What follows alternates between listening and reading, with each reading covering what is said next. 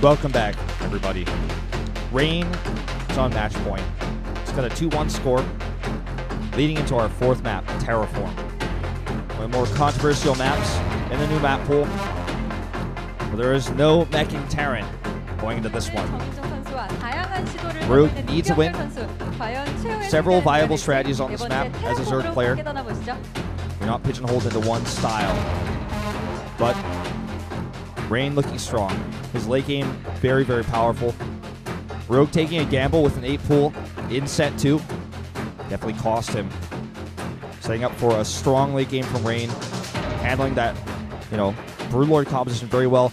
Rain grew up in Starcraft 2 in the Broodlord era. He came in around that Mothership Vortex era, so he's like, I'm pretty well versed at dealing with this. I know how to deal with Blinding Clouds. I played Starcraft 1. But he's one win away of knocking Rogue out. Rogue did advance to the round of 16 in the GSL, but he wants a championship. And if he wins this, it'll be his best finish in an individual league in Korea ever. So we'll see if he can actually make that happen here on Terraform. Let's go into it. Rain versus Rogue, set number 4.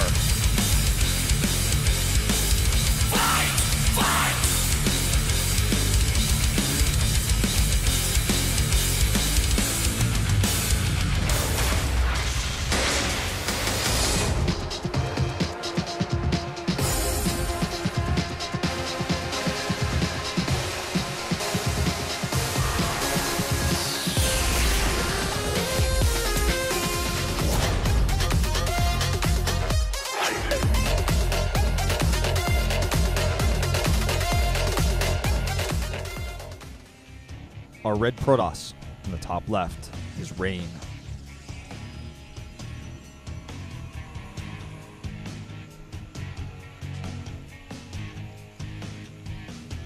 His opponent to the bottom right in blue is Rogue.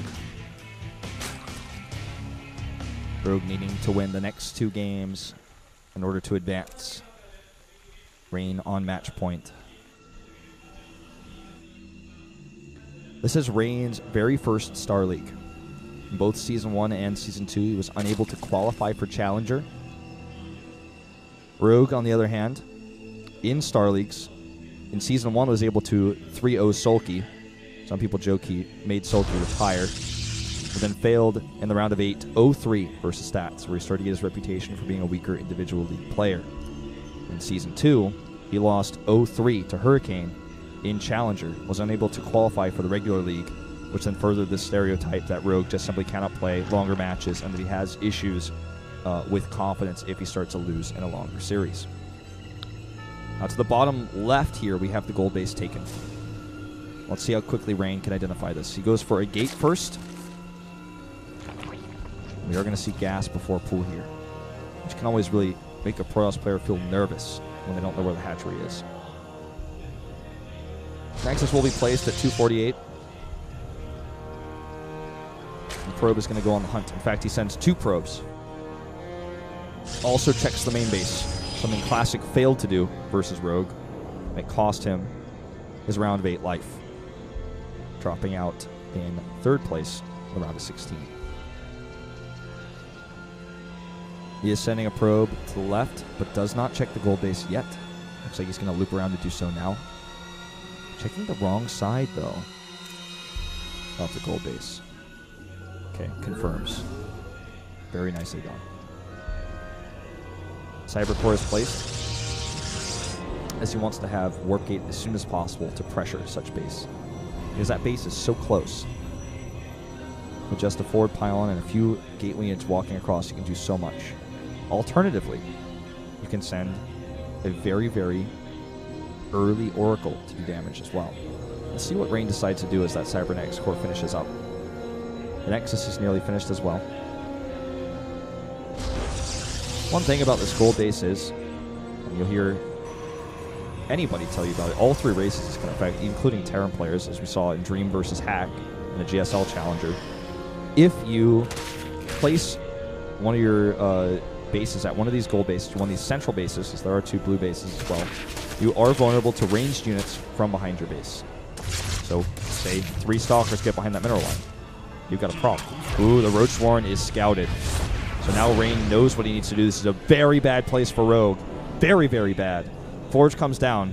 Oh, and that drone's on the wrong side. Oops, that's going to cause a long, long trip back to the hatchery. He just needs to get sentries and cannons to defend this. I almost feel like Rogue should switch plans. He knows his base has been scouted, but he's going to commit. He's saving the larva. We're going to see 7 or 8 roaches started immediately. 7. The 8th one going to start up as soon as he's got that 25 gas. And we're going to see a big roachling attack. And all in. Those cannons need to be placed. The first one has been placed. The second one going to come as soon as he has 150 minerals. There it is. Another thing that we could see here is perhaps a spine crawler push or something like that. That might be a better follow-up here, but it's going to cost him a lot of minerals. He's going to have to do a hatch cancel into a spine and evolution chamber, whatever, sort of get the creep spreading. You know, but he doesn't have layer tech. He can't get the overlords to spread the creep. I don't think that this is going to work. 2 cannons are ready. The mothership core is already starting to damage these units. Mind you, it has enough energy for a Nexus cannon. There's enough bank with 37 probes to continue walling. And Rogue is going to fake it like he's not committing and then come in with a ton of links. Now what he's going to try to do here, most likely, is show only roaches, break the wall, and then come in. But look at this. Rain is checking. He's going to see both extra groups of lings. Feel Rogue is choking here. He's going to go for it. Let's see if those force fields are on point. Let's see if they're true. The first one actually saves the pylon. The simulator's canceled. He's adding additional cannons now. That's still a lot of lings and roaches. Down goes the cybercore, which means no more sentries. A few lings do get inside, but I feel that the damage to these roaches has already been done. Nexus cannon plus additional force fields he can add. 3 more cannons to finish up here. 40 probes to 22 drones. And already the cybercore is being remade. If he could kill that one pylon, if we could just kill it, this could be a different game, but he just cannot. He cannot kill that pylon. He knows it's over.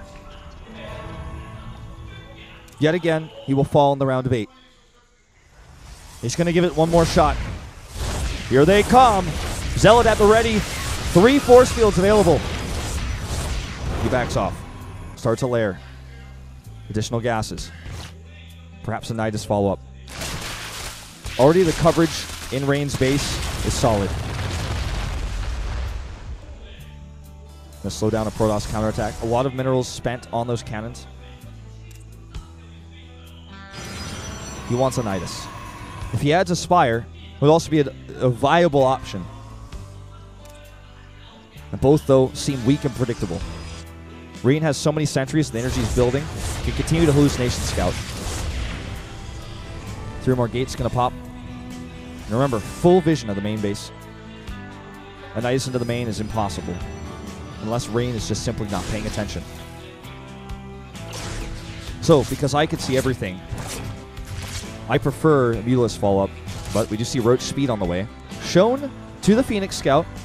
We might cancel it. He might also be trying to bait Rain into a timing attack that he shuts down with Roach speed to get himself back into this. A very difficult map for a Protoss to take a 3rd base on. Alright. Protoss moves out. Lings come in.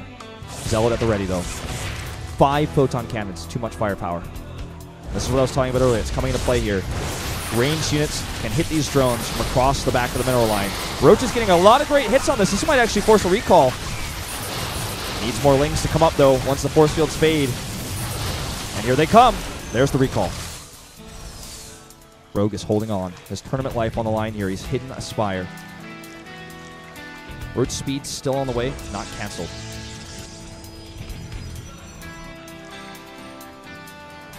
The other gold base taken. Give him additional income. He has to survive. If he can survive and get Mutalisk out, he might have a chance. 41 drones to 44 probes. But mind you, soon to be 2 gold bases of mining and a lot of extra larvae. Roach speed is finished. Gives Roach a little bit of extra mobility. However, he's got very few of them. He needs to, again, buy time. He's trying to force sentries, zealots, and immortals so that his Mutalisk can defend, so that his Mutalisk can actually win this game for him. It's probably going to have to let the space go. Always threatening, trying to bait out force fields, but he lets the base go. Rotating around now to his second gold base. The Spire, 95% complete. Doesn't have enough for a lot of meters yet. 2 spines on the way. 5 meters, 6 meters. That's all he's got. There are a lot of cannons at the natural, but nothing in the main. The Overseer does see this. He's identified this. A few more Stalkers warping in for that extra range damage. That's not what Rogue wants. He wants to shut this down in its tracks. Still, even with 11 sentries, the anti-air is real. 10 Stalkers, 11 sentries. The Spire has been scouted. He knows about it. That's probably why he's adding these Stalkers in. Rogue is so desperate right now. It's looking pretty grim. If he can force 1 recall, that's huge. Let's see if he can do it. I think Rain is content to base trade. Look at all these cannons. Never going to lose a base trade.